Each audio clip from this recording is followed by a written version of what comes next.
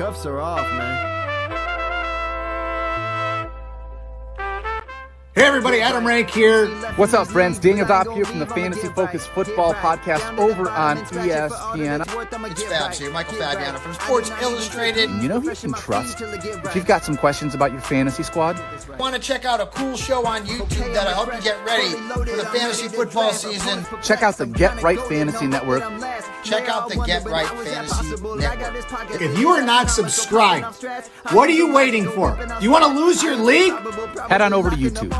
Check out the Get Right Fantasy Network because they're doing everything they can to make you a better fantasy player. You got to get right with the Get Right Fantasy Network. So go and roll your sleeves up. Yeah, go and roll your sleeves up. And I'm getting down cause I roll my sleeves up. And I'm getting right cause I roll my sleeves up. And I'm getting down cause I roll my sleeves up. And I'm getting right cause I get.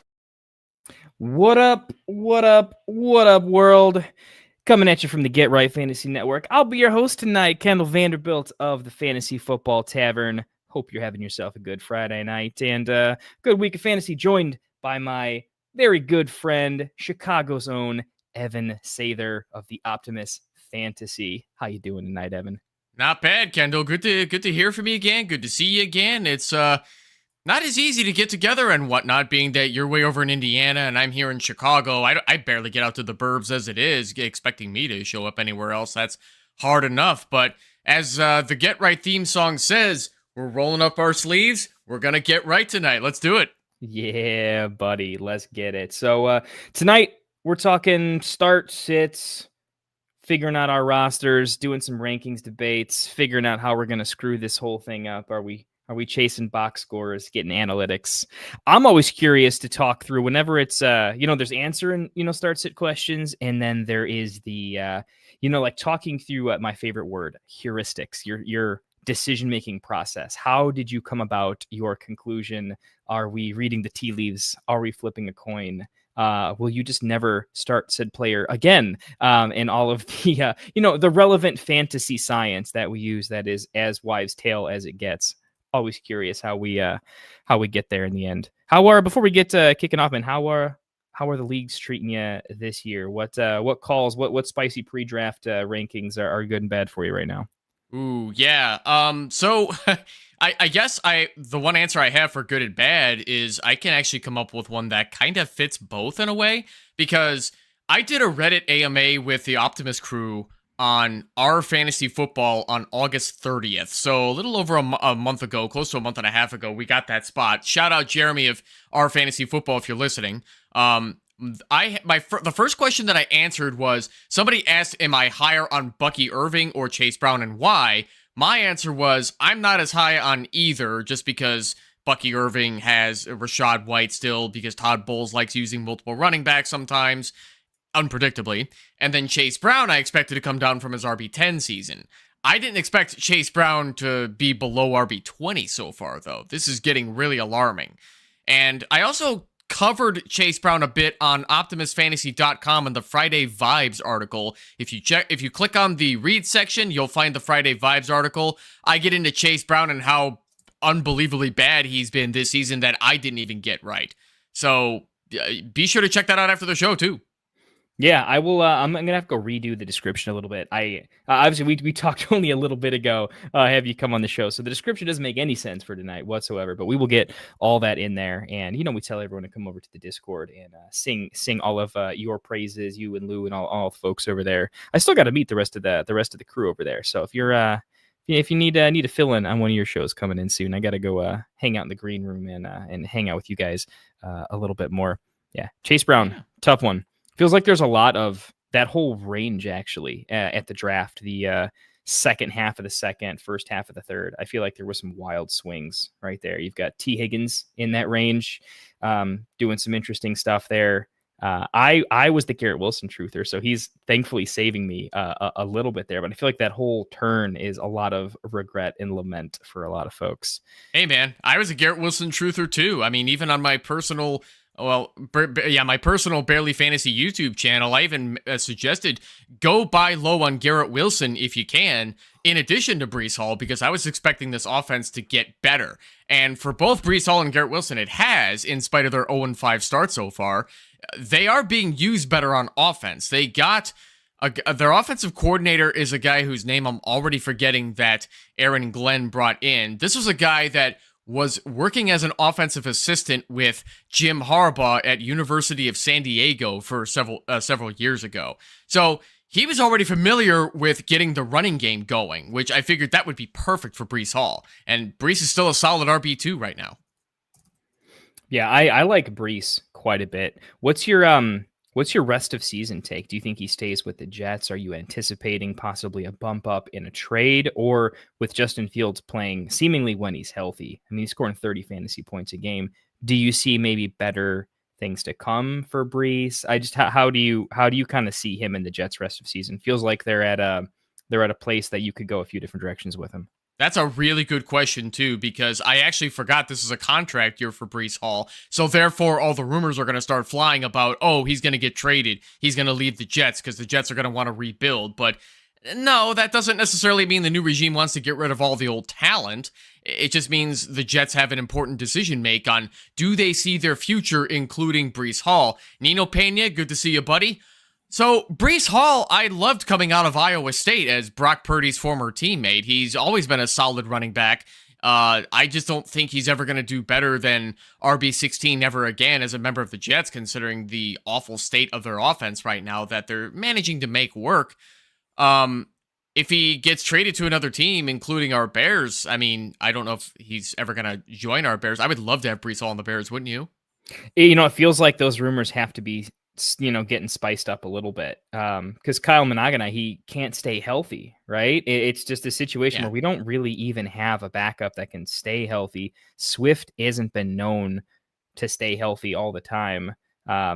It's clearly an element of our game that we could improve a little bit. I don't think the running lanes have just been wide open or anything like that, but Swift could definitely be a little bit better.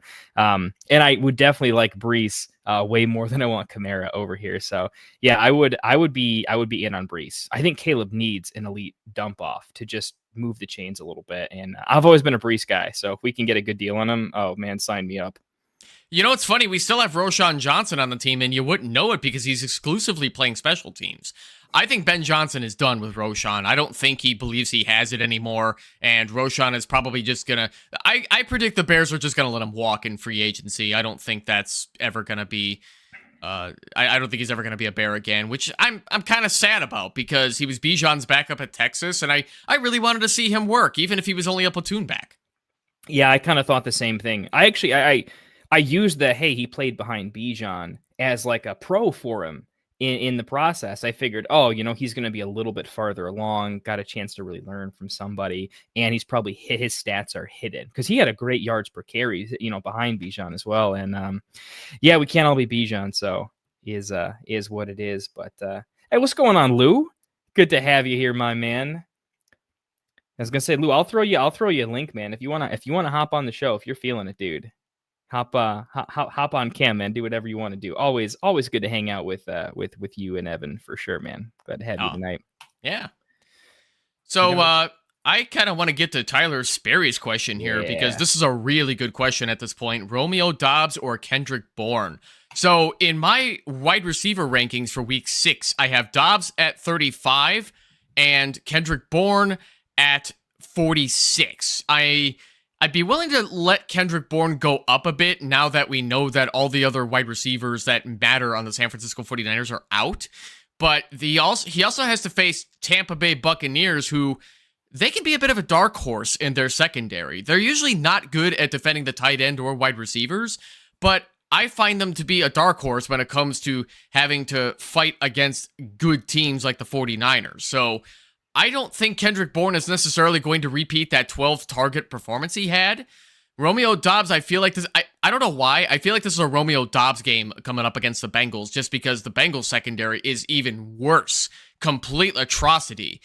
I don't think the Packers will throw the whole game necessarily, because I don't think this is going to be a game where they play down to their competition like they did against the Cowboys. But I think I would rather take my chances on Dobbs over Kendrick Bourne this week, as unpopular as that answer is going to say. Yeah, this is an interesting one. So I don't have almost any shares of Dobbs. It just didn't roll out that way. So this is not a question I've had to ask myself, which is rare. I feel like I have almost every combination of players out there, especially waiver wire guys. I own Bourne almost everywhere.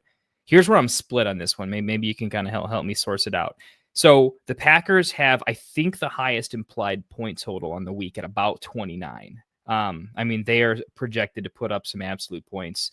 Cincinnati is giving up a lot to everybody. So, I mean, the matchup looks very good for everyone. I mean, they're all going to eat for Green Bay, probably, right? It's got a pretty high chance there. My thing is this. I don't think Kendrick Bourne has the big showing that he does, but I do think the game is probably going to be a little bit closer.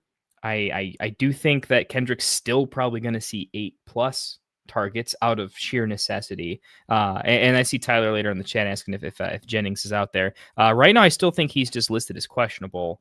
Correct. He is listed as questionable. He has not practiced this week. Ankle and ribs are both hurting. He's officially questionable. I am thinking he's not suiting up. If your ribs still hurt and your ankle still hurts, there's no way you're getting out there. No, it just seems like you haven't practiced all week either. So what are you gonna do? I don't think he's really a part of the game plan. It's not gonna make sense. I mean, I think they'd rather just honestly just take the L and not play anybody. That's a legitimate if they could. I wonder if they would. They of all the teams that need a bye week, I mean, them and the Ravens are absolutely desperate for it. The 49ers are just gonna stick with their Bourne identity. Oh, throw that one on there. That's point. That's 1-0. I got a dad joke this somehow in there. We're gonna figure it out. Something in me is telling me to stay in the flames with Bourne because the game script. I feel like Dobbs is in this weird spot for me where could you see Green Bay scoring 40 points and Dobbs still having like 5 or 6 fantasy points? Like somehow I feel like that's a possibility for them. Maybe I'm a little bit blind to their target share. Craft back a little bit.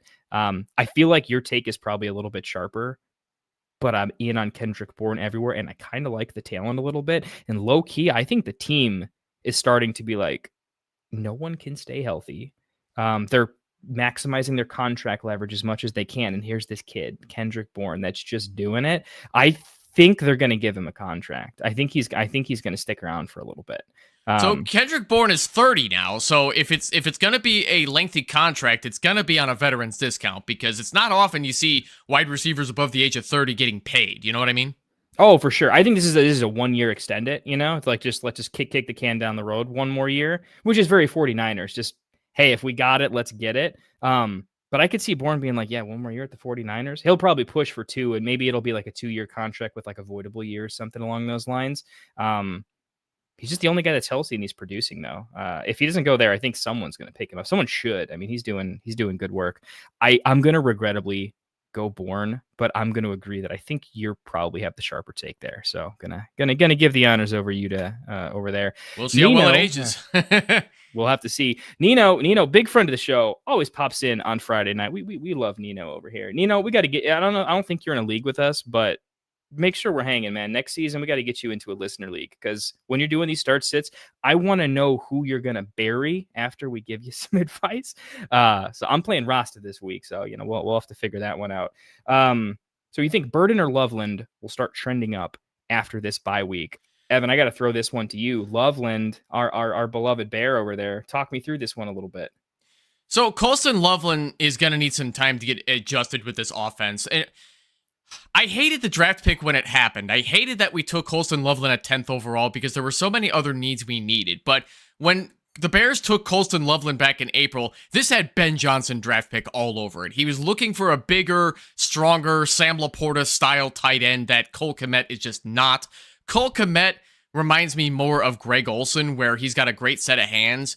I think Kmet's a better blocker than Olsen ever was, but Kmet is just that solid set of hands that'll never let you down. If he drops a pass, it's a rare sight to see.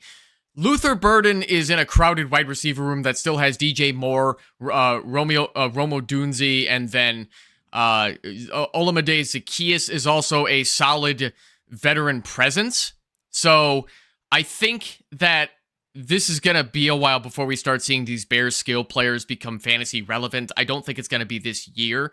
I think we need to wait and see for next year to see when that happens. But these are some big draft picks that I think Ben is going to take his time with. Yeah.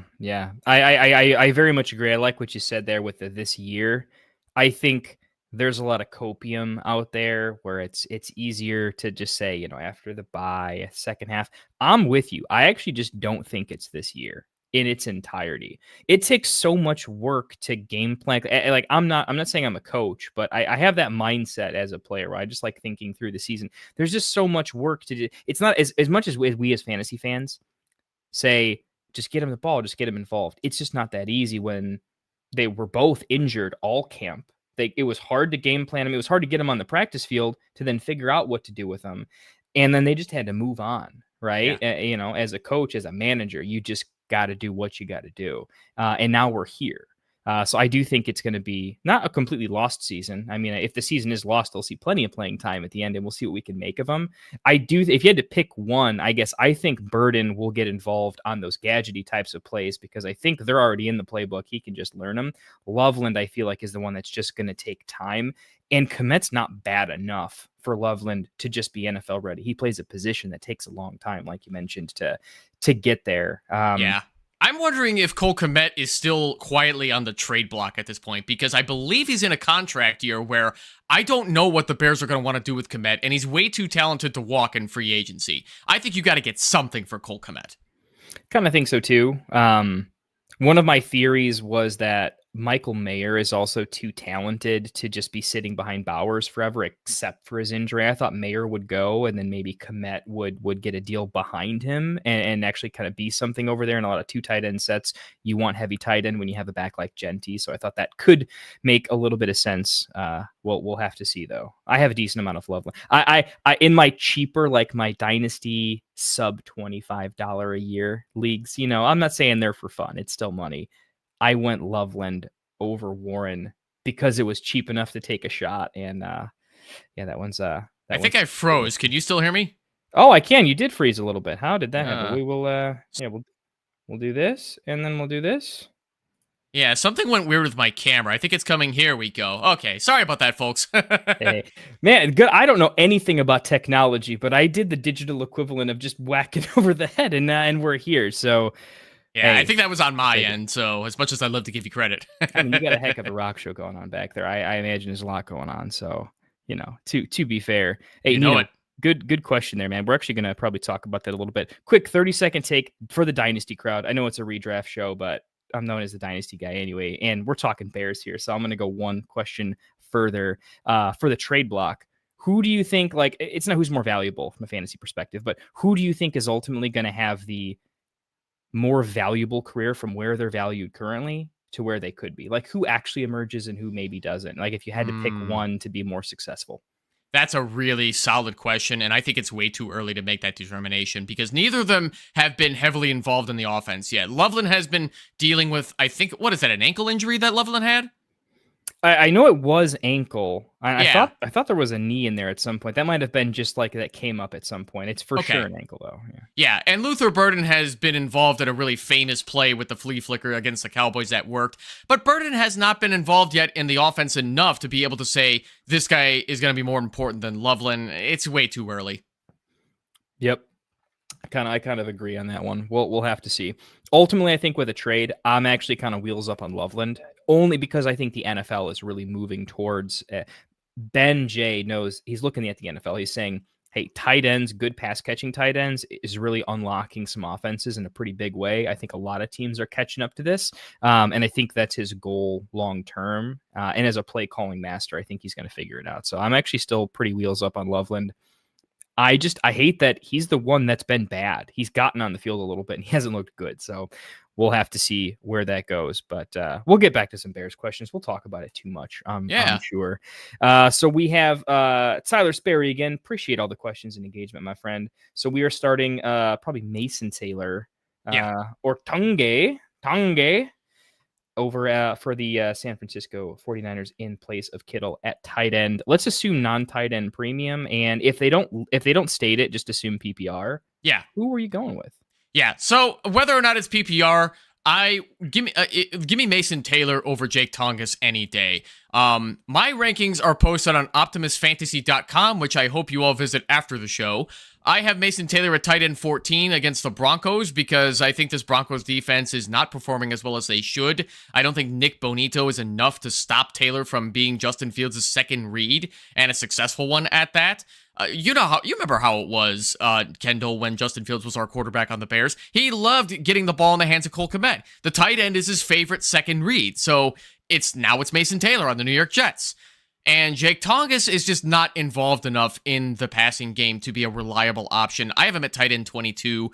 I would not be looking to start him over anybody else that's better. I'm with you on that one. Nothing against Jake over there. I think he's been doing a very fine job, and I've actually played him in Scott Fishbowl quite a bit for some of my injured guys, and he's been killing it with his tight end streak lately. But I'm with you. Mason Taylor is man, he's looking nice. I always like my heuristics. If you go there, is I want a tight end who's essentially the second pass catcher, either the first or the second pass catcher. He's got to be at least two. There seems to be something to tight end production, and if they're the secondary guy, he's the secondary guy. I think it makes him completely game script proof. He's just locked in there in a role that is rare to the tight end, and that pedigree. I know people are dogging him because he doesn't have that dog. Tackled by the air, had to crawl for a maybe first down. That was brutal. The camera angle being where it was also just emasculating. Like, I feel bad for the guy, but hey, box scores don't lie, man. He was killing it. So yeah, Tyler, we're in on Taylor. I think me and you are kind of low key in on the Jets. Hopefully we don't get too far down that road, man. We're taking Brees. They may not be winning much, but they sure have some good fantasy relevant options. I mean, you just knew when we got rid of Fields, he was going to do better somewhere else, right? Like, that's so Bears. I don't call it better. I just think that Jets are lucky to have him in spite of Aaron Rodgers, or be glad they don't have Joe Flacco again. Like, they could do worse. They absolutely could.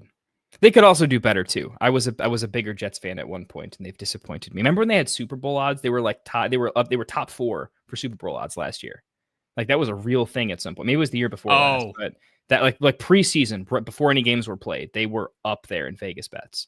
Yeah, I mean, Justin Fields does still make some mistakes out there. The Bears did him dirty with trying to develop him, but at the same time, now on the Jets, it's like this Jets team does not look like they're being coached well either. I'm not saying Aaron Glenn sucks, but I'm just saying, like, who the hell is working with Justin Fields to get him to stop making mistakes, like not going the wrong way or not looking at the wrong read? They're just these really tiny mistakes that make all the difference between good quarterback and elite quarterback.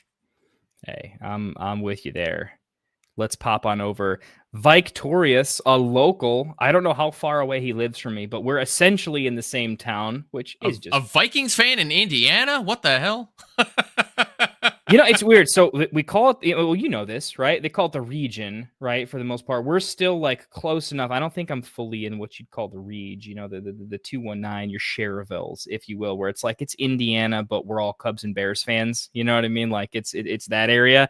You know it. Yeah, I'm in that neck of the woods. So I'm in Notre Dame country over here. I'm right next to South Bend in a tiny town right next to it. But I'm about 15 minutes from Campus Tops. There is a lot of Bears fans. It's like Notre Dame fan and then Bears Cubs. There are no Colts fans on my entire block. If you were born a good Christian boy from the Chicagoland area, you root for the Bears and you root for Notre Dame. That's the way it goes. I don't make the rules, people. That's how it's always been in our area. Dude, that is how it is, man. I have Notre Dame as a client, and I still can't get football tickets, though. So what else do I got to do to get on the field, man? You could have the best connections in the world, and it can still be hard. Like, I was lucky that... So my best friend from high school actually got his PhD at Notre Dame, as he's an actual ordained priest with the Carmelites. So Notre Dame is a Holy Cross institution. So a Carmelite mixed in with Holy Cross is, it's not weird, but it's also just not the same either, where we were kind of lucky that we got tickets to Boston College versus Notre Dame 3 years ago in the section where all the Holy Cross priests sit. And let me tell you something, those Holy Cross priests know how to turn up for game day. Dude, they really do. Our priest that we have over at St. Pius right now, man. He brings a Notre Dame box score in there every now and again. It's awesome, man. We gotta have you out here, man. You guys ever want to do a live show one of these days, man? We'll come on. I got a bar in town. They said we can post up shop there. We'll figure something out, man. I'd love to come out again sometime.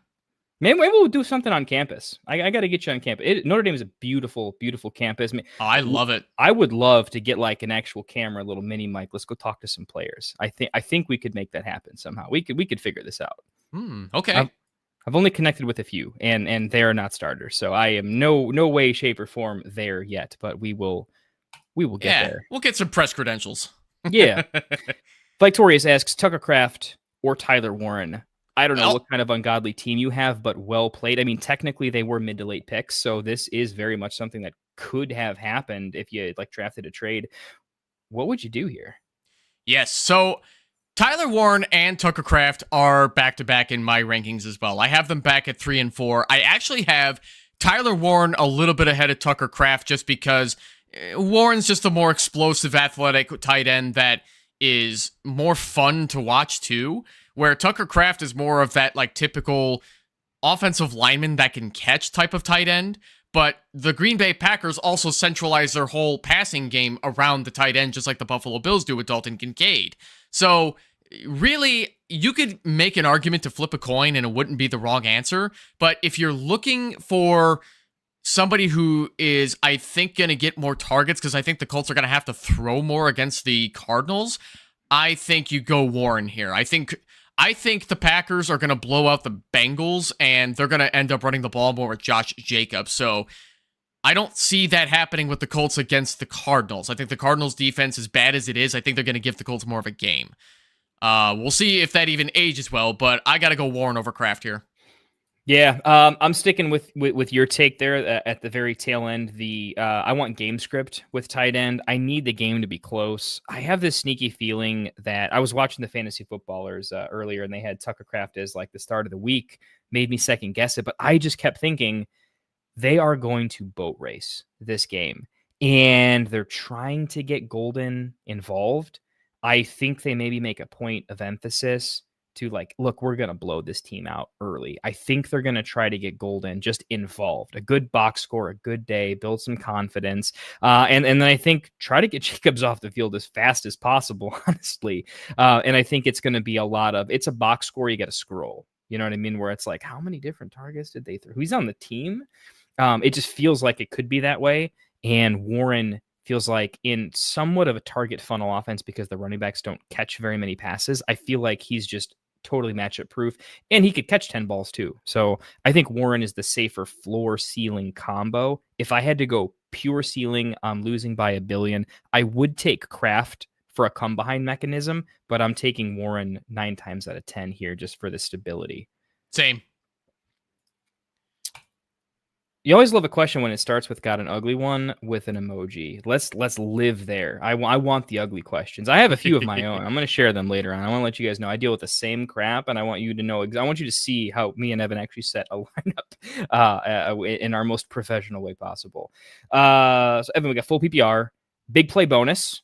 So I'm guessing 40-yard touchdown. I'm guessing for various types there. We need a running back and 2 flex out of this group. Okay. We already mentioned him earlier. We got Chase Brown, Michael Carter, Pacheco, RJ Harvey, and then we've got Alec Imanor and Mason Taylor. We need 1 running back, 2 flex.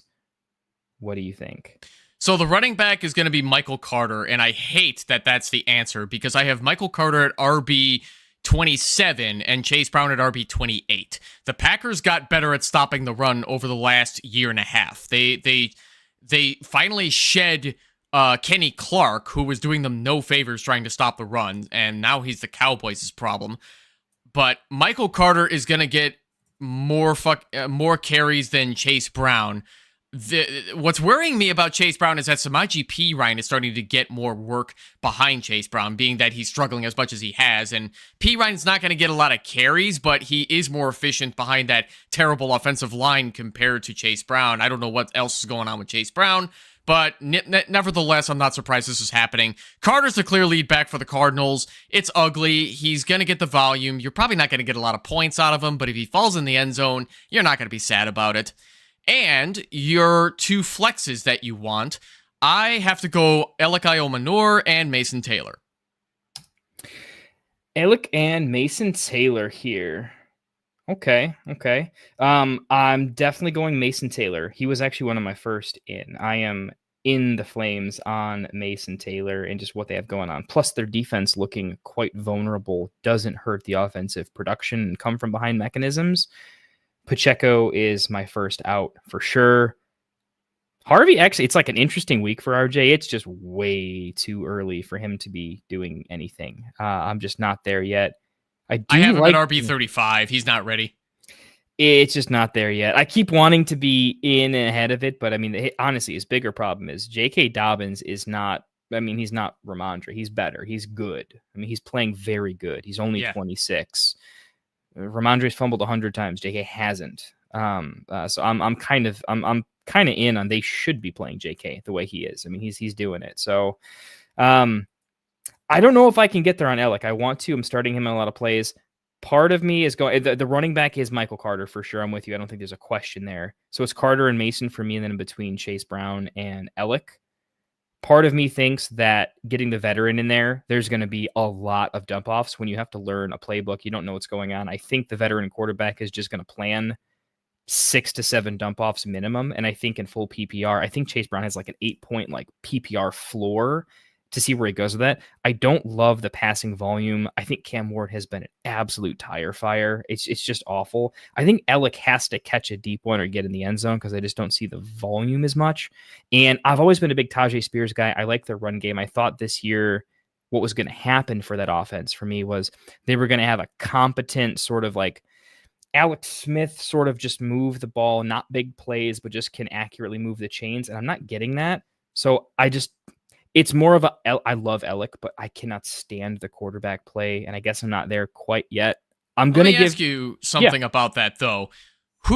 So obviously, why am I having a brain fart? Max Crosby. So Max Crosby is going to be giving hell to Cam Ward, but if Cam Ward can get the ball out of his arm in time, who in that Raiders secondary is going to be stopping Alec Manor? They do not have a secondary that's worth a damn. Yeah, I mean, you have a very good point there. My biggest problem is we are saying the defense is going to help the quarterback here, literally going to help him out a little bit. I feel like Cam Ward, if I look at the games, I got to pull up the games. He hasn't played a bunch of just like, oh my God, he's going to get killed defenses. He's been playing just okay defenses, and he's not overcoming them. He looks like a rookie. He's not hyper accurate. Like, he's more accurate than our quarterback sometimes, which is saying something. But he's not throwing on time. He's not hitting the receiver when he's open. He's making Alec do way more work than he has to, right? If you look at those crazy catches by Alec, if he just threw it a fraction of a second sooner, it's an easy catch. I mean, it's the Titans. What else do we expect? Yeah, that's a fair play. It's close for me because I believe in the talent of Alec. I'm just so down on the quarterback play. I'm pretty much ready to bury him, and I'm usually in on it's usually a bet I'll make where if there's a veteran quarterback traded, I'll typically make a bet on the over on the receptions to the running back. It's just kind of a play that I typically make. So for those reasons, I'm probably going to bet Chase Brown over on his receptions and just take the PPR floor. If Alec gets in the end zone, he probably beats Chase Brown though. But slightly split take. But I wanted to include the reasons. It's involving how we play the game a little bit. So sure. And for the record, I have Alec Manor at wide receiver 45 this week, just slightly above Kendrick Bourne. I mean, is that going to age well? We'll see. It's a beautiful thing about fantasy. We will see, and we will see so soon. And we'll probably all be wrong. Part of me is like, Pacheco's going to go off this week because no one's playing him. This is the first week everyone's benching Pacheco for sure. We'll have to see how it goes. Yeah, Pacheco is looking like dog water at this stage. Up in they guts. What is up, man? Sup, fellas? Best flex option this week. Carter, Stevenson, or Charb? So I'm guessing Michael Carter, Ramondre Stevenson, and Zach Charbonnet. I love it. This is such a good question. I love it. This is for the D-gens, man. Let's get it. Man, I think I have to reluctantly go Michael Carter again because he's going to get the volume. Stevenson and Charbonnet are sharing with Walker and Travion Henderson respectively. So I think I misused the word respectively there, but you get what I mean. Who's your first out between Charbs and Stevenson? I think I would rather play Charbonnet over Stevenson. So Stevenson is my first out. Stevenson has been known to have some fumbling ball security issues, so I would trust Zach Charbonnet having upside with splitting that backfield with Ken Walker and just whoever has the hot hand. They're playing an improved Jaguars defense, but they're very beatable. If the Seahawks manage to get up early, they could be running the ball a lot with Walker and Charbonnet. So I'm going Carter first, Charbonnet second, and then Stevenson last. Yep. I'm definitely going Carter. Pretty easy for me here. If you want like a one-liner here, Carter had like 5 targets or something like that. I don't have the box scores up. I got a lot of production stuff up here, but Carter actually, he caught some passes. He got the pass. He got the ball thrown to him and he caught it. And DeMarcado was supposed to be the third down pass catcher, and they're going to punish the crap out of him. We'll see if he even plays. I mean, he's going to play, but like he's going to get hit hard. That was ridiculous. Yeah, that's a good point too. I actually forgot he had 5 catches. DeMarcado making that idiotic mistake in the end zone, like Malachi Corley, like Deshaun Jackson did. Yeah, there are now he's now in that special club of doing what you're taught not to do in Pop Warner football. A week after someone else did it, though, man. If you're the first person, fine. A week after it happens, I'm literally cutting you. I'm cutting you. I honestly, I don't care. DeMarcado has like a $5,000 dead cap too, so he's like pocket change to cut. Yeah, dude. He's I don't know what he was thinking. I think that's just it, though. I think there's something to be said about he's so not confident in himself that he forgot he was an NFL player and acted like a kid again. And it's just your career's over when that happens. So yeah, I'm out. But for all those reasons, it's a bump to Michael Carter. He did catch passes and he'll be involved more on third down as the non-idiot that can be trusted. So he was supposed to have a low ceiling because of that. And I think that takes that away. So yeah, liking it a lot.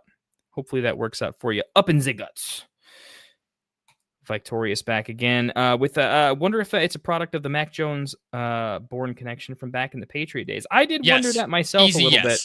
Easy, gotta be honest, part of me is also like Mac Jones. The fact that he's not on IR is a miracle. I mean, credit to him, man. I mean, what a Viking like performance, right? A true Spartan, if you will. I do wonder if that's going to affect his passing production a little bit. It's part of the reason I want to give you that Dobbs take, a little more Dobbs, a little less Bourne, because Mac Jones might not be healthy the whole game or the game.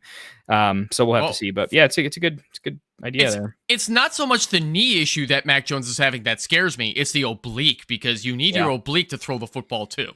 Even if it's just a little bit tweaked. I mean, you know physics, right? If it one angle at the point, I mean, that's going to be a few feet by the time it actually hits its destination. So it's a big deal. Exactly.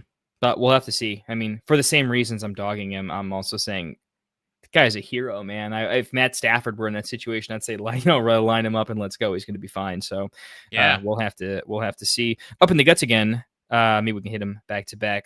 Nix or Daniels? Just real quick, it probably shouldn't matter. 4-point or 6-point passing touchdown. If you're doing a quarterback question, when you got someone running, it could matter a little bit. Here, it kind of neutralizes a little bit. Who do you like this week? I actually have Daniel Jones over Bo Nix this week. I am worried about Bo Nix and his status in this Sean Payton offense. I think we're seeing a bit of a sophomore slump. I don't think this lasts forever for Bo Nix, but against the Tampa Bay Buccaneers that are New York Jets. The Jets, they have defensive talent. They're just not making it work. And I think going 0-5, they're hungry for a win. And Denver does tend to play down to their competition, even if it's a upset victory over a superior team like they did against the Eagles. So we will see what happens with Bo Nix on that. I have him at QB 17, and I have Daniel Jones at QB 8 against a really terrible Cardinals defense. So yeah, give me Daniel Jones over Bo Nix. Jones is a better rusher than Nix too, which having that upside sure helps. He might be a better quarterback than Nix. You're talking to I am so out on Bo Nix. I could not. Why do you hate him so much? Because he's just mediocre, and we all wanted to make him a top 5 dynasty quarterback for actual no reason. Is it because he was an Oregon quarterback? No, I didn't even watch him in college. Fair enough. I just look. They want to run the ball more than any team out there. When he's bad, he's very bad. He's not like a little bit bad. When he's off, he looks awful, and he's propped up by a very good roster and very good coaching. But if you put him in the wrong room, he's way, way, way worse. The fact that he doesn't play to the matchups. Like in a good matchup, he doesn't crush it. In a bad matchup, he's not bad. He's volatile. He's unpredictable. And he doesn't run as much as I want him to from a fantasy perspective. So that's not a real NFL take. If anything, that makes him a better NFL quarterback. But from a fantasy perspective, like you're not running. I can't predict what you're going to do when you're going to do it. So that makes you difficult from the outset. And I think this is a team that would rather rush for 3 touchdowns than throw for 3. And I just, when they get into the red area, I don't see they're throwing many touchdowns. I mean, Cortland Sutton's nice and all, but it feels like they have to throw a touchdown from beyond 20 yards or it's a rushing touchdown. I just don't see a ceiling. Like I like Jordan Love way more than I like Bo Nix. And in the rankings for this is more of a dynasty thing. Lots of people were way more in on Bo Nix. And I just think the offense it's okay, but there's a million problems with it. So I could go ad nauseum. I'm just not a Bo Nix guy, man. I think he's okay. I won't say he's bad. He's a good NFL quarterback, but he's not this like top 12 guy we anointed him. And I think we're seeing that in the production. Yeah, no, and there's a reason I have him at QB 17 this week. I'd like to see more out of him before I make him higher, even against the struggling Jets defense. Yeah, I actually like your quarterback rankings a lot this week, especially your Drake May ranking. Chef's kiss, Drake May at 5. That's wonderful. Sign me up. If you guys, by the way, I put the link for Evan's rankings where you can find all of the wonderful rankings articles. I have it pulled up right now. OptimusFantasy.com. Get over there, but check the link. They're awesome. Great friends of the show. Just good fantasy football players.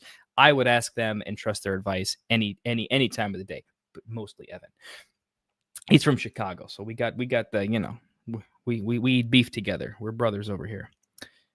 Perk Almighty, wonderful friend of the show, currently doing quite well in our Perk absolutely crushed our draft tournament. I don't think there was a draft where he didn't top 3. He kind of destroyed every lobby he was in ever.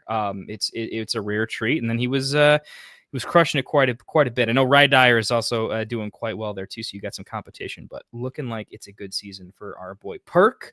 What's happening, man? We need to flex one. Sharbs, Hunt, Njoku, Tongas, or Jennings if he plays.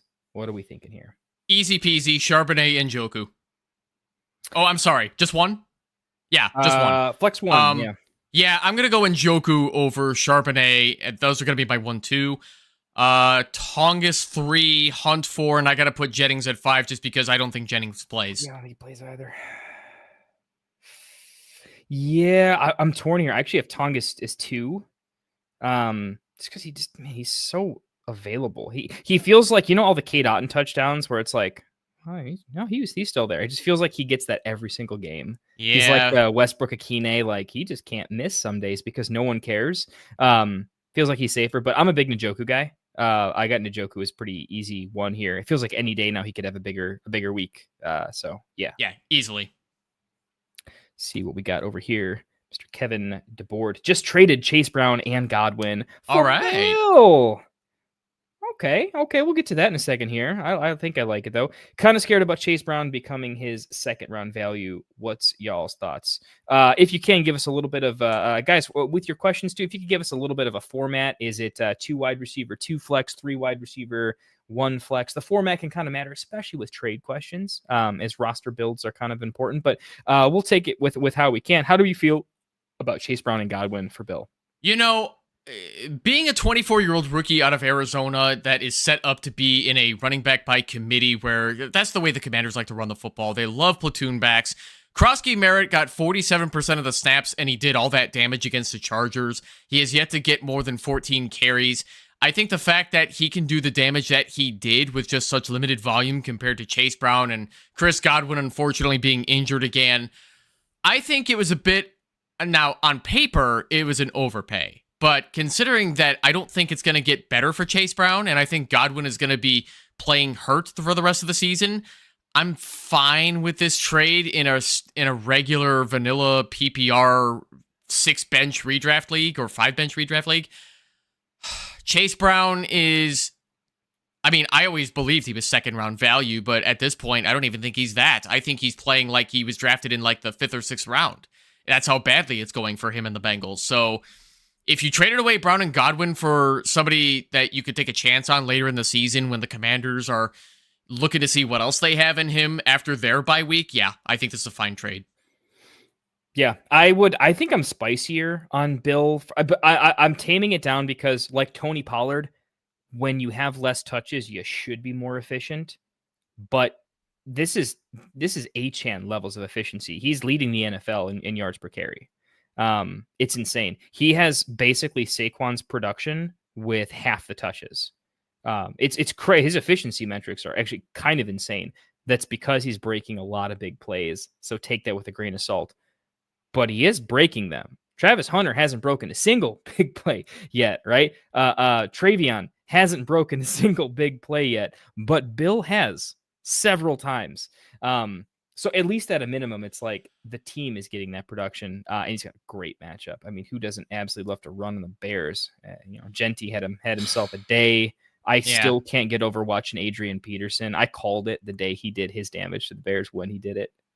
I did well on that one, but I'm kind of. And I was just going to say with Bill, I think Brown is the one that will get better, but I don't see amazing days for Godwin. He has so many injuries to different parts of his body. The chances of re-injury, the chances that, I mean, he's honestly wide receiver 3 essentially at this point. I don't see amazing days for Godwin, and I think at least the upside, if Bill can get to a 65% snap share on a good offense, I do worry a little bit about like Debo taking touches and other people. I think to your point, you need some volume, like just to be good for a fantasy perspective. But if you're doing this trade, right, you're probably pretty set and you don't need that extra player. So if you were to tell me like, hey, Godwin, I was going to cut anyway, it's basically Chase Brown for Bill. I think that's what this trade is for this player. And when you frame it that way, that's where I'm like, yeah, there's just no upside in Brown, and there is for Bill. And who cares who's right or wrong? You got to take a shot to win. Second place is cute. Yeah, I got to be honest about Ja'Cory Krosky-Merritt, though, Bill. I'm worried he's the next Phillip Lindsay. I'm worried he's the next flash in the pan that turns out to be nothing next season in a sophomore slump, and then he just disappears from the NFL after one amazing season. This reminds me of what happened with Phillip Lindsay on the Broncos. I don't think they necessarily play the same style, but I'm worried that this is going to be a flash in the pan type of player because the Commanders just don't have a running back that they treat like their bell cow. And I couldn't even tell you the last bell cow running back they had. That's how long it's been. It's a fair point. It's a fair point. I'm actually curious. I've got a real question here. This is related to like a Scattaboo type of thing, but hear me out. This is more mental perception of what teams have to do with it. When you have a narrative like Bill has, we're calling him Bill in chat, right? People in the NFL call him Bill. He has a legitimate nickname as kind of a nobody in the league yet, right? He's unanimously Bill. I mean, he's got a personality to him. He brings an identity to the team. He brings some ticket revenue in, some jersey sales, right? He's like a thing, right? In the same way that I think, like, for me, Cam Scattaboo is to the absolute moon because he's the team identity at this point. The NFL fan base, let alone the Giants fan base, are so in love with him that the team has to have marketing meetings about, yeah, you can't just give it back to Tracy because we're going to have a riot, an actual riot. Like, seriously, don't screw around with this, right? I think he's getting to that level where he's got a nickname. He's killing it on a good team. I feel like the fan base is going to have some issues if they don't give him a legitimate look. And I'm saying if this weekend he crushes it, he gets the 60% snap share and he owns it. He really owns it. I don't think there's going back from that standpoint. But he's got to own it. If he comes back down and and it becomes a puppet again, he does a little Woody Marks. I feel like you could have a little bit of buyer's remorse. Let me put it to you this way about Tyrone Tracy. He came back. He got 32% of the snaps, 4 carries, 6 yards. Tyrone Tracy is ass. I don't want anything to do with him anymore. Converted wide receiver. We'll just call him a wide receiver. It's a la Antonio Gibson. Yeah, I was gonna say we can go with Antonio Gibson. Almost reminds me of like Kerryon Johnson and some other folks. He's more running back though, but same ilk. Yeah, it's not a bad trade. I think it's closer to neutral. It's a called shot, but it's a called shot I would do. Because if you're a winning roster and you're doing this, if you're probably a winning roster, you don't give a crap about Godwin. You just want upside, and I think it's there. Better team. Yeah, same. Let's hop on over to... it's Kevin as well, I think. Yeah, same Kevin aboard. I don't think I've seen you here, Kevin, so welcome in, my friend. Definitely check out the Discord. We're doing this all day long, and make sure to hop in Evan and the Optimist Discord as well, so we can we can argue about takes all day over here. When do you think Mike Evans will return? Need him soon because my team is very banged up. We got Slick Rick, Mike Evans, Kittle, Benson. Oh my God, you're just a hospital. All injured, resulting in my wide receivers as Kendrick Bourne and Matthew Golden. So the question is, when do you think Mike Evans will return? Yeah, just sooner rather than later. What do you think? Sooner or later? Yeah. So Mike Evans has not practiced since straining his hamstring back in week 3 against the Jets. So Mike Evans, I don't believe, will be rushed back into this as a 32-year-old, 11-year veteran with a recurring hamstring issue. This is not the first time he's had this hamstring issue either. This has been lingering for years. I don't think we're to the point that it's going to snap off and then that's the end of his career, but it's a very difficult thing to manage because hamstrings linger. I've had experience with a strained hamstring before. It's not fun. Even as a distance runner, former distance runner, it's not fun. So I don't think Mike Evans will be rushed back into it. I don't necessarily think they'll put him on IR, but it would not surprise me if he needs until the bye week to come back. Will it be that late? I don't know, because the Tampa Bay Buccaneers bye week is in week 9. But I don't think he was already ruled out against the 49ers anyway. So, unfortunately with Mike Evans, you got to take it week to week. So you got Pearsall, he's hurt. You got Kittle's hurt. Benson's hurt. If you really got to roll with Bourne and Golden, I think it's fine. I mean, they're not necessarily going to win you weeks on a consistent basis, but at least you're not taking zeros. So Kevin, try to think of it like that. Just as long as you're not taking zeros, you're okay. With you on that one. Oh, I lost my place. I always do this. I start scrolling around. Bad production, Kendall. Bad production. Poke Varsity. I like that team. I just love the name. I love everything about this. That hits me in all the spots. Henry, Dobbins, or Rico. Pick 2. We'll call it PPR. That's our default. Are you ready for this answer, Kendall? I have to take a sip here. I'm going to predict. I'm not going to say it, but I need to think. Okay, I'm not going to look at I have your rankings right here, but I'm not going to look at them. And I love your rankings, by the way.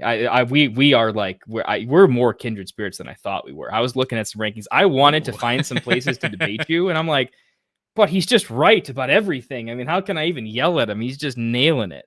Yeah, you're the only person who has Drake May at 5. You're the only one who gets it. You get it. He's playing the Saints. He's got to have a great week. Doesn't matter who he's playing, though. He's Drake May. He's Drake May, baby. Let's go. Let's get it. Justin Herbert, but maybe better. I don't know. We'll see. Poke Varsity, are you ready for this answer? Hit me. Dobbins Rico. I love it. I absolutely love it. Thank you. I hate to do it to Derrick Henry. I love the guy, but I have him at RB 18 this week. Is it an anti-Henry take though? I don't know that it has. Is it? I'm curious. Is it an anti-Henry take, or is it more anti the team he's on right now? More anti-Ravens right now. I don't blame Derrick Henry for everything. I think the whole team is out on John Harbaugh at the moment. Offense, defense, special teams, they all stink under Harbaugh. Something rotten is going on in that organization, and I don't necessarily blame all of the players. I have Derrick Henry this week at running back 18. I had Scadaboo at 17. I actually had Derrick Henry that low, and it felt so bad because I know how damn unstoppable he is. But at some point, guys that cross the age of 30 got to slow down at some point, and Henry is just having a down year. Unfortunately, you might have a little bit of buyer's remorse if you still have Henry on your team, but as far as Dobbins and Rico Dowdle go, I have Dobbins at 13, and I have Dowdle at 16. So I think you have to start those two. I like it. I don't know if I'm brave enough. So I don't have a lot of Henry. I've been out on Henry since last year. It wasn't good last year. It's been very good for me this year. I think I have him in one league. I know I have him in one league. I just don't think I have him in 2. I don't think I have a crazy debate in that league because I think I'm starting Henry and Dobbins, and I think I'm also starting Breece Hall. I don't think I have a question there, but I asked myself, if this comes up and starts sit, like, what do I do? And in PPR, I think I'm with you. And like, this is a particular question where I feel so safe about Dobbins and Rico. I would only play Henry if I were facing the Wandale Dart combo owner, if I was facing the Scadaboo Dart guy that just owned you, on Thursday, if I got to come from behind, sure, Henry can pull a 3 touchdown day or something crazy. But if I'm playing a standard matchup, I think Dobbins and Rico play this game 10 times. I think they're going to average more fantasy points. Yeah, I think you have to go that way. I hate to do it, but you got to go that way. Yeah. I mean, look, if we're wrong, we're going to be really wrong, but like, know your matchup, right? Like if it's close and we're really wrong, it's capped at how wrong we can be, right? And we wouldn't have been wrong for a minute at this point, to be honest, with any of these players, right? God, I just hope Rico keeps it up, man. I'm a big Rico Dowdle fan. I've always liked him, and that was such a performance. So maybe we'll get into that a little bit later. Kevin, by the way, agrees with us. He answered this a long time ago, but hey, we appreciate that, man. I just love it when chat answers chat questions and they're having like their own conversation. That feels pretty good. Let's see what we got going on here. Okay, Mr. Will Hayes. We need a flex. We got Monty, Keon, Cooper Cup. We got a lot of options here. Monty, Keon, Cooper Cup, Charbonnet, Spears, DeMarcado. What do you think on this one? For your flex spot, gosh, is that your whole bench? I mean, right? Yeah, that's a lot to think about. In PPR, I think I lean. Let's see here. Sorry, I have to stall a bit here because I have to make sure I'm not missing anybody. But it looks to me like, where do I have Charbonnet? No, keep stalling because I got to throw it. Kevin, we appreciate you, man. Sub to the channel. We are not millionaires yet, so every single sub is like an actual birthday, man. We appreciate you so very much, Kevin. I'm going to make sure to get the Discord links in here for Optimus and for us, because we don't always go live on YouTube, but that is where you can find our communities, where a bunch of degenerates are always talking about this kind of stuff, literally nonstop. We're all crushing leagues, but it's a really nice communities, actually. I think you'd really enjoy both. I think you'd be a nice member, and it's all free. So come on down, bud. It's going to be a good time. Glad you're here. Glad you're talking ball, man. Get a couple more questions, and we appreciate what you have going on, and glad you're hanging out with us. So, Will, my answer for you, David Montgomery. I think that's your best option for flex. The Kansas City Chiefs are not necessarily bad at stopping the run, but when you see guys like Chris Jones not putting in effort to go after Trevor Lawrence when he fell down, I think there's some coaching issues that are finally happening on the Chiefs, where you got some guys with bad attitudes that are not trying as hard as they should be. Do they turn this around against the Detroit Lions? Maybe. But in the meantime, I think Montgomery is going to be your safest option because they love hitting him up in the red zone. They love having him rumble in the end zone. I think he's going to do better than a Cooper Kupp at this stage in his career, who Jacksonville's defense did get better. I have to give them credit. They're not necessarily going to stop you from scoring points, but Cooper Kupp is not exactly the same man he used to be 5 years ago. So I think that this is David Montgomery's your option. What do you think, Kendall? It's close between two. It's between Monty and Keon Coleman for me. I've just been a little more in on Keon Coleman. I feel like the spotlight gets stolen from him a little bit, but he consistently looks like their wide receiver one who's improved. They just, their hashtag is everyone eats, right? And they do all eat on the Bills. I'm a little bit worried that Monty in not super plus game scripts or when he falls into the end zone, he's going to be reliable enough. I do lean Monty here. I'm just a little bit nervous that the Chiefs are very smart and they can limit good weapons. I think their plan of attack is going to be to limit the rushing and basically make Goff do their thing and try to be savvy with it. I'm going to play Monty over Keon because of the floor stability. But if I am a little bit behind in the matchup, or if I'm just feeling, if I'm the injured one and they're a little bit full strength, I am going to lean Keon for ceiling. I don't think Monty has it, but I do think I like his floor. So hopefully that helps a little bit there, Will. So let me ask you one more thing about Keon Coleman. So against the Patriots, he was benched in the first series because of a disciplinary matter. Do you think Keon Coleman plays hungry and has a breakout game against the Falcons' weak secondary? I love that you brought that up because I do think that this was the dad narrative. This was the I'm not angry, I'm disappointed. And I think Keon he's a media darling. He's got personality, but he's genuine. He's not weird. He's just he feels how he feels. I think he's going to go at it. I think Josh Allen is the type of quarterback that's going to say, "All right, you want it?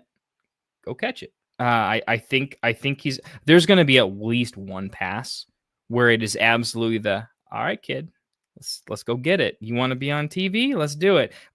All he's going to need is that one. I think it's just enough of a narrative where like I could see maybe not a crazy game, but a good play to create a good game for him. So I'm a little more in on him. I think the team needs him to do well. I think they're going to find ways to get him involved. They would love to have a steady option. If they could just, I mean, honestly, if the Bills had a Jacoby Myers, they would be unbeatable. I mean, if they had a consistent weapon. So if they can turn him into that, more power to him. That being said, Monty's literally on the wall behind me, and I'm a big fan. So I literally can't on camera go against Monty, and I won't. I just won't do it. So give me Monty there. It's close.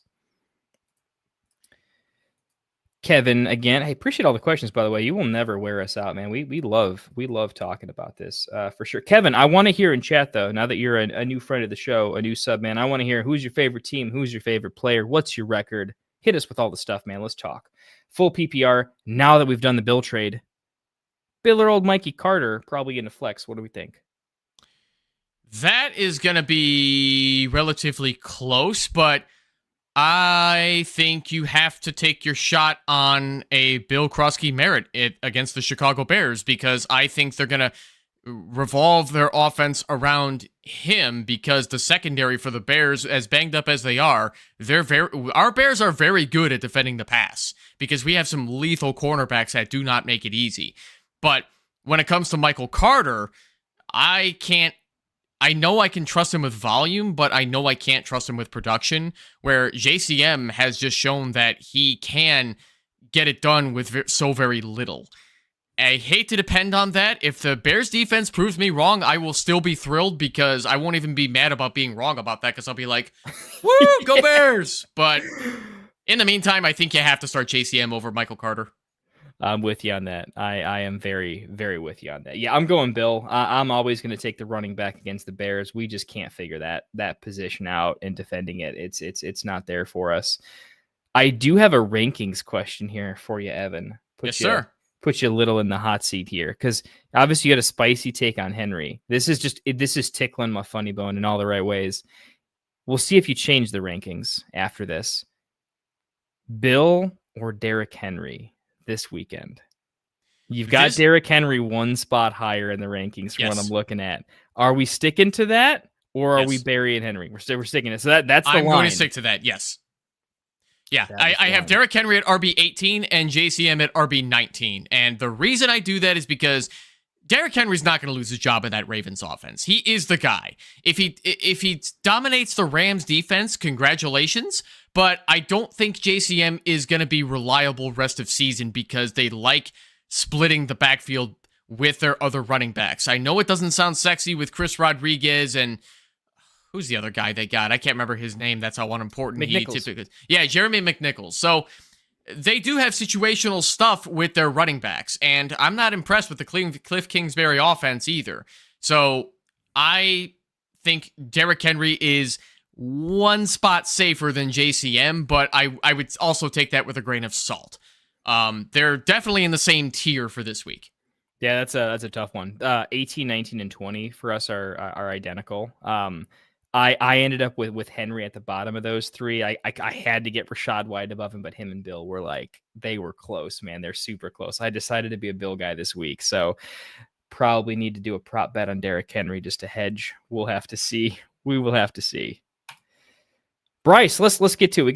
We got enough to probably close the show out here, so we'll get this going. By the way, I don't have anything crazy going on, so I could stay for an hour. I could stay for half an hour. Completely up to you, Evan. Let me know how you're feeling over here, my man. Whenever is good. I would say I have a hard out at 9:30 Central Time, so we got a little time left. We got a little time left. We'll lighten around when we get closer to it, and we'll make sure, if you can, Evan. Actually, I can't do a link to your Discord. That's behind permissions. If you have any access to throwing that out to me, I'll definitely get that in chat. Do all the things. I'll get it into the description. Absolutely. 1 second. I will get that to you. Awesome. In the meantime, let me get Bryce's question out here. But really, Optimus, Evan, everything they have going on over there, they're just really, really good folks. And we want to be the channel and the people that connect good people with cool other fantasy football people. We're not hogging anything. A rising tide lifts all the boats in the harbor. So cool fantasy people hanging out. Definitely check them out. Bryce has a question here. Should I start Jared Goff, Drake May, or Jaden Daniels? I'm going to run with this one for a little bit there because I like all of these quarterbacks. This is a particularly close one. Bryce, my big question here, my man, is 4-point versus 6-point. If you can throw that out, if you have a minute, definitely let me know. I don't think it's thrown out there quite yet. I'm going to assume I'll give you answers for both. How about that? So for 4-point, I'll use Evan's rankings here too. It's definitely going to be Drake May. Evan has him at 5. I also have him at 5 this week, so we are super in on Drake May. However, I think we're both going Jaden Daniels here. I got to check your rankings, but yeah, Jaden at 3 against Chicago. It's really close for me. The thing is, Jaden Daniels had 39 rushing yards, I think, in his first game back. That was pretty encouraging, even while just a little bit banged up. He's a great quarterback. Chicago's defense is not what we'd like it to be, and they have great weapons. I think I'm pretty close to just taking Drake May. I'm almost Drake May over Jaden Daniels here, but it's very, very close. Evan has Jaden ranked, I think, 1 or 2 spots higher. I might be that spicy on Drake May that'll get there. It's definitely not Goff for us. I think Goff is a little bit risky. I think we both have Goff outside of our top 8, might even be outside of our top 10 this week. I think you have an 11.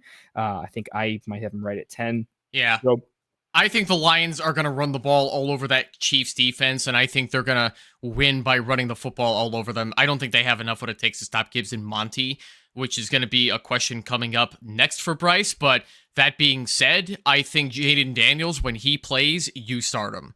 I think Jaden Daniels is especially going to be motivated with a Jaden versus Caleb matchup. He's definitely going to want to ball out for that. So I think with what Jaden Daniels offers, you have to start him over Drake May.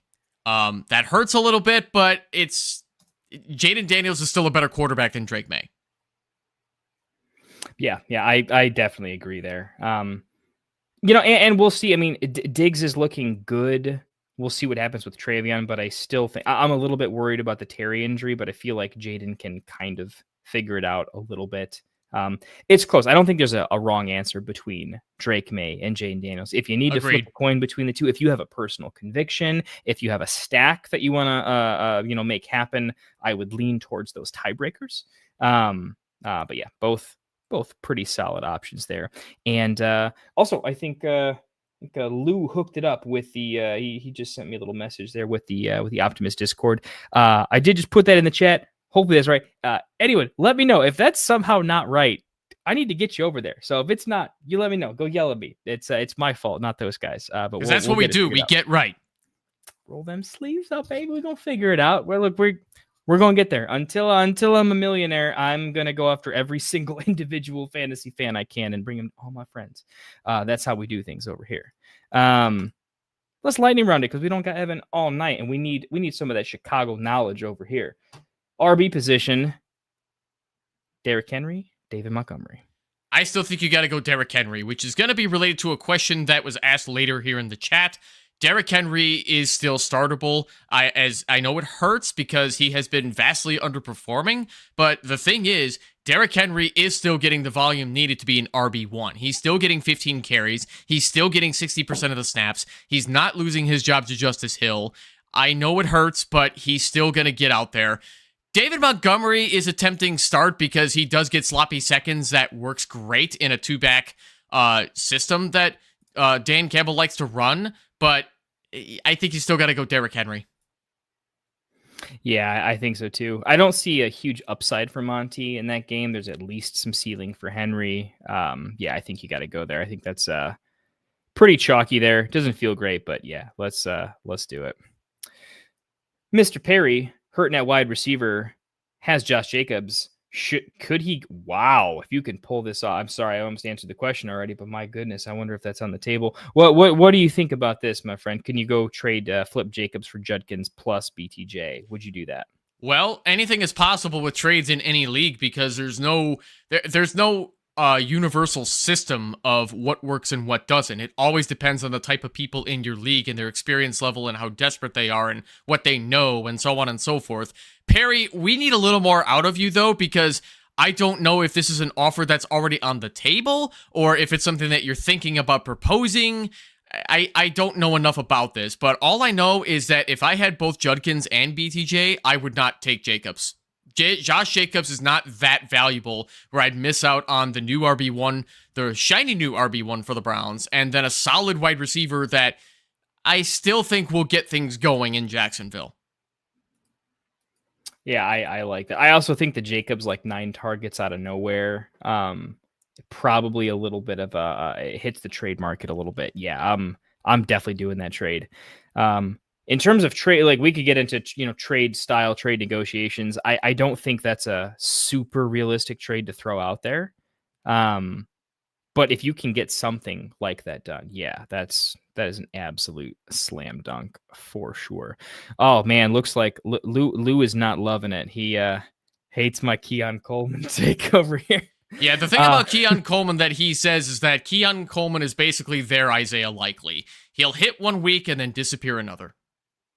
Well, I'm a big Kincaid guy, so I am not going to be anti this take. I hope Lou is right, if anything, because Kincaid's my dude. I am in on Kincaid in a big way. I was pretty invested into Kincaid. I rebought more shares going into this year. So it's weird that Coleman is kind of my hedge, where I didn't invest more shares in him, but I want to believe in him because if he does something, the only person that can take away from Kincaid needs to be Coleman, or it needs to be nobody, at least in my opinion. But we'll have to see. I have just enough Coleman that I've got some copium that I probably need to deal with, but we'll have to see. Part of me just says that offense needs a single wide receiver to do something at some point. Keon, just do it already, man. Just do it at some point.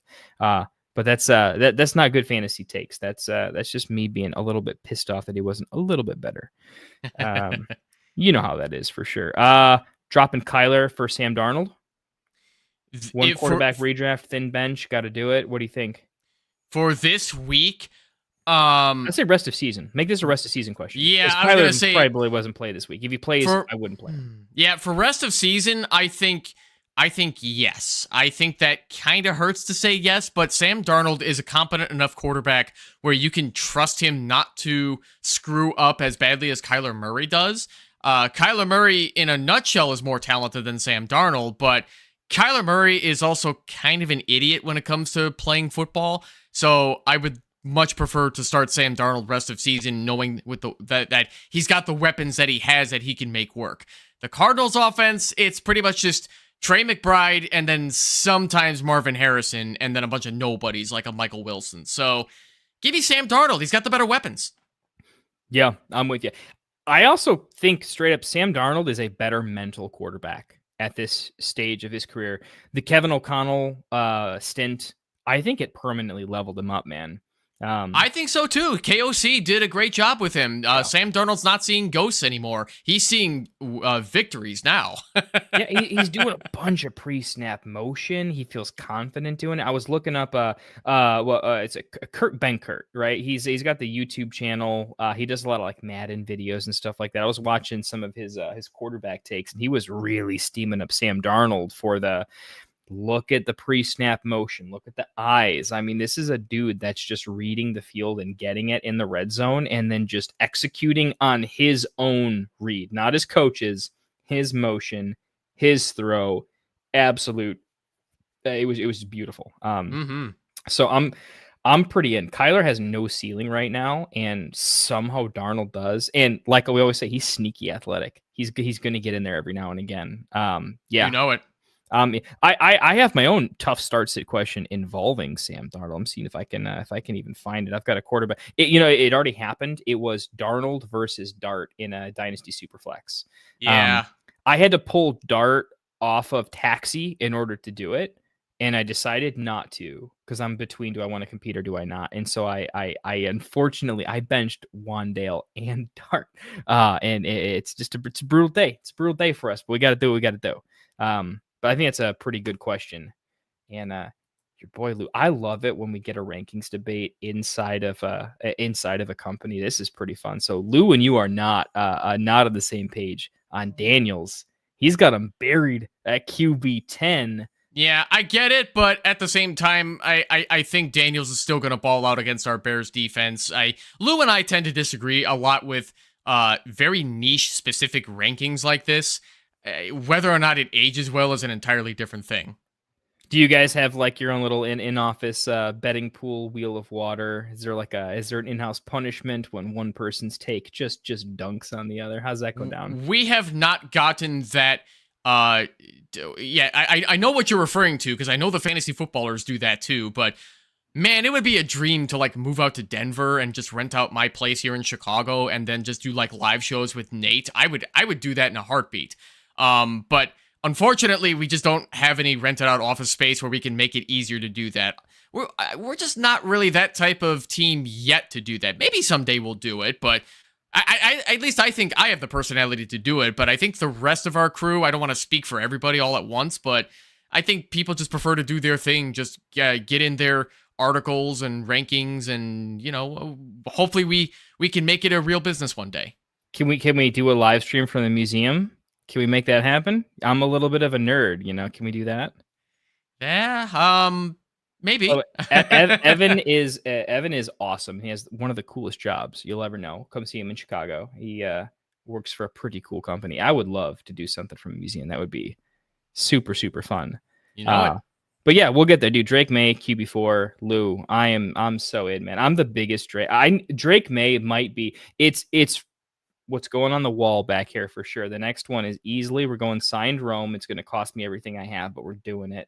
I should have done it already, and I'm going to pay the price. It's okay. It's going to happen, but I'm pretty close to Drake May getting on an adjacent wall at some point. I'm too spicy on him. It's got to happen. Tough one here. C-Chap.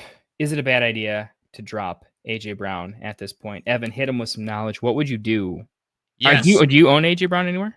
I don't have any shares of AJ Brown in leagues that I care about, but AJ Brown is an extremely talented wide receiver that is being horribly misused by Nick Sirianni and that messy Eagles offense. Do not drop AJ Brown. He is not a drop at this point. He's still healthy. He's still getting targets. He might not be doing a whole lot with those targets, but rest assured he is at least a rosterable wide receiver. You don't drop a guy that gets 8 targets, 9 targets, 10 targets. I mean, he's only had 10 targets once against the Rams this year, but he's clearly the top wide receiver in that offense. I know it's frustrating because he's not hitting. He's getting low wide receiver 2 numbers or sometimes barely flex-worthy numbers, but it's the Eagles that are struggling right now with this piece of crap Sirianni system. But no, do not drop A.J. Brown. I think he'll pick things up later in the season. Yeah, I completely agree. And honestly, I think when he picks it up, AJ Brown's the type of guy, he can go on a run too. He can kind of make some things happen. So hold on for better days. It's about winning a title. First couple weeks, play it like you're Steph Curry and Golden State Warriors. Regular season just don't matter. It just doesn't. Yeah. Give it a little bit of time. Running back injuries happen all the time. If Saquon were to go down, what would AJ Brown be? I mean, we do this. You have handcuffs on your bench. Probably. If Saquon were to go down, I mean, AJ Brown's, he's going to go crazy, right? So, you know what's funny about that Steph Curry and the Warriors comment? Like, I'm 2-3 in one of my leagues right now. I'm in an 8-team league where 6 go to the playoffs. I'm 5th right now in 2-3. I'm not even worried because I'm just sitting back like, yeah, whatever. I'll get my wins. I'll get in the playoffs. It'll be fine. Because you don't have to be on top of your standings to get in the playoffs just to be a sure thing. You just have to just qualify for the playoffs. You don't have to have the greatest record. Sometimes it's those near 500 records that end up winning it all in your fantasy football league. And by sometimes, I mean quite a lot. That's my joke that I have too, is that have a mid-team on purpose that just peaks by week 14, 15, and 16. Just go 500. Just accidentally make the playoffs, and that's the key to winning a championship. That's how you do it. Productive struggle, baby. You will remember that title, and so will your league mates too, which feels pretty good. Yeah, I'm with that. And here's the thing, C-Chap, hope I'm saying that right. When you buy a wide receiver, you are gotta be so happy that AJ Brown is the squeakiest wheel. I mean, if he has a week where he's not getting targets, it's a press conference, right? We might not like that if you're Nick Sirianni, if you're the Eagles, but as a fantasy owner, AJ Brown doesn't get fed. He's scratching at your door. He's waking your neighbors up. He's pissed. He's going to get his one way or another. He likes box score fantasy production more than he cares about winning.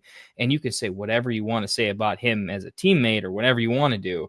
It's great for fantasy, and we have to take that into account. So he will have to get fed or get traded. Something will happen because it will cause some disruption. And I think that's good for your fantasy team. So hold on for better days. It'll happen. Lou, I need to know what some of these takes are. I need a take that you and Evan are debating on. I want to be the third wheel in a couple of these. Lou, if you can, I got Evan for like another 8 minutes. I can tell you right now. Yeah, hit me. Let's go. It's DeAndre Swift being a good running back, which aged better last year than it is this year because DeAndre Swift is actually not having a good year at all. He is struggling mighty hard in this brand new Ben Johnson offense, but he did score the game-winning touchdown against the Raiders last week or the week before. So DeAndre Swift does come through when his number is called. Am I going to say he's in anywhere near elite status? No way. But I love it when Swift succeeds in any given week because I just like to throw it back in Lou's face. Oh, that's fun. I remember doing I forget what I was doing either. I was doing a show with you guys, or I was maybe almost going to do a show with you guys. I just remember hanging out with you and Lou, and I planned on just being done, and then I hung out with you and Lou and chat for a few hours. And I want to do a show with both you guys. So, but you guys are just a lot of fun. It's a good time. I don't know where I sit with DeAndre Swift. You know where I'm at. You know my thing with DeAndre Swift. Chat, tell me if you remember this. Remember the draft where CEH went, but did anyone else think, man, Swift with Patrick Mahomes? My goodness, that's going to be unfair. That's going to be rough. That's going to hurt some people.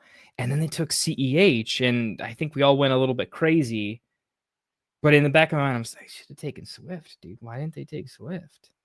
I don't know. I still think there's a what if universe where Swift went to the Chiefs and maybe did the same thing as CEH. We'll have to see, but I don't know. He's a bear right now, so I'm in on him. I have no idea what to make of Swift. I'm too close to it, but we'll have to talk about that one a little bit more. I only got you for a couple more minutes, so we're gonna have to lightning round while we have you. But yeah, let's do it. We're gonna chat about this a little bit more. Jefferson's fantasy production when JJ McCarthy comes back. Do you think he goes back to the weeks 1 through 3 form? Do you think he keeps up the momentum? Speaking for Justin Jefferson, of course. What do you think, Justin Jefferson? I guess rest of season take, Justin Jefferson, and his once he's healthy quarterback. Well, first of all, let's not assume Justin Jefferson sucks just because J.J. McCarthy is still getting used to the NFL level. Carson Wentz is feeding him mighty well, but that's kind of also because he doesn't really have any other quality receiving targets, because I don't like Jordan Addison, and I think T.J. Hawkinson is past his prime at this point. So Justin Jefferson is going to be the guy in that offense. I'm not surprised that Wentz's experience and arm is carrying Jefferson back to wide receiver 1 status, but just because he has weeks 1 through 3 a bit of a struggle doesn't mean he's going to be like that rest of season either. When McCarthy comes back, if he starts again, I think he'll be fine. Jefferson even told him against our Bears, hey, keep throwing it to me. I got you. Keep throwing it to me. And 7 targets, and Jefferson found the end zone. So it takes a little while to build some chemistry, but it's not a reason to start benching Justin Jefferson. Yeah, I'm kind of with you there. I feel like the whole team had to get acclimated, but JJ is an absolutely elite talent. He's going to get his. Even I think the game plan early in the season could have been a little bit of jitters and some things. I'm pretty steamy. Jefferson's a trade 4 target for me, and McCarthy is actually a trade 4 target because I want the correlation. I'm breaking the bank for JJ, but I'm not necessarily breaking the bank for the other one. Yeah, they're kind of both buys for me. We trusted. Here's my biggest take on that one. We trusted Kevin O'Connell with Sam Darnold, and we said this will work. And it is working. We trusted it every single week. There's no way that you can be the same fantasy football player and say, no, he's not going to make it work with a more talented quarterback. It'll work. It's just going to be some growing pains. It's a long season. We'll evaluate week to week, but I'm going to, the same way that I trust our coach at the Chicago Bears to get it done, because I think I've seen enough to give him the benefit of the doubt. I'm going to do the same with Kevin O'Connell in this situation as well. And coaching matters in the NFL way more than the NBA or other sports. I think coaching 100% really matters in the NFL, and what it does to the mental development of structured violence. It's important, and I think it's gonna play out here quite well. Couple of other ones here. We'll get to the question. C-Chap again.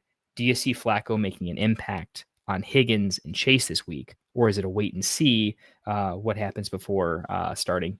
Yeah, I think Flacco's experience in his arm is going to matter for Higgins and Chase, but at the same time, I don't have Flacco ranked that high. He's my QB 23 this week against a very beatable Green Bay secondary. So Higgins and Chase, I think, are going to start finally being a lot more fantasy relevant now that they have the Flacco's experience. But don't count on that being consistent either, because Joe Flacco is best known for arm punts at this stage in his career. He is not exactly good at taking care of the football anymore. He's not really that much of an upgrade over a Jake Browning in this terrible offense, if he's even an upgrade at all. But, I mean, I think the experience definitely matters, and I think Higgins and Chase will definitely benefit from it. Yeah, I agree there. My only 2 cents on that is, one thing about veterans is if they're going to do like an F it 50-50 ball, they still do it with some savvy to it. T. Higgins is a great, 51-49% ball winner, right?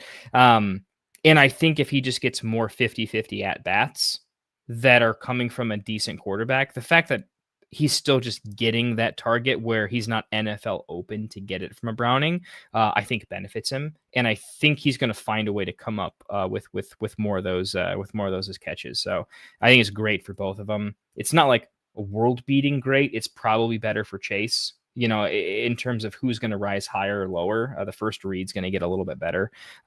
But I think I was almost benching T for a little bit there because of no upside, just actual none. I mean, it's not scoring enough.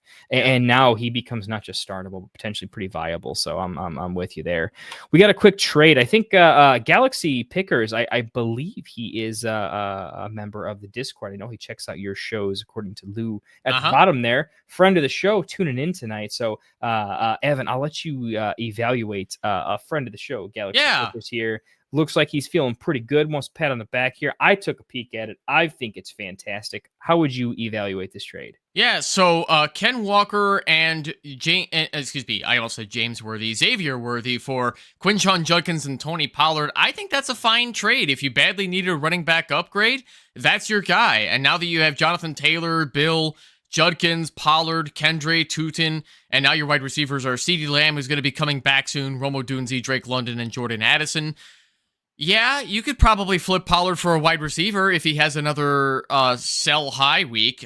Tony Pollard, I'll be honest, I haven't paid a lot of attention to him just because I have no faith in that Titans offense. But if he falls into the end zone and has a bigger week than 14 fantasy points in PPR leagues, sure. Yeah, you could absolutely try to flip him for another wide receiver for somebody who's RB2 desperate. So, yeah, well done, Galaxy Pickers. I approve.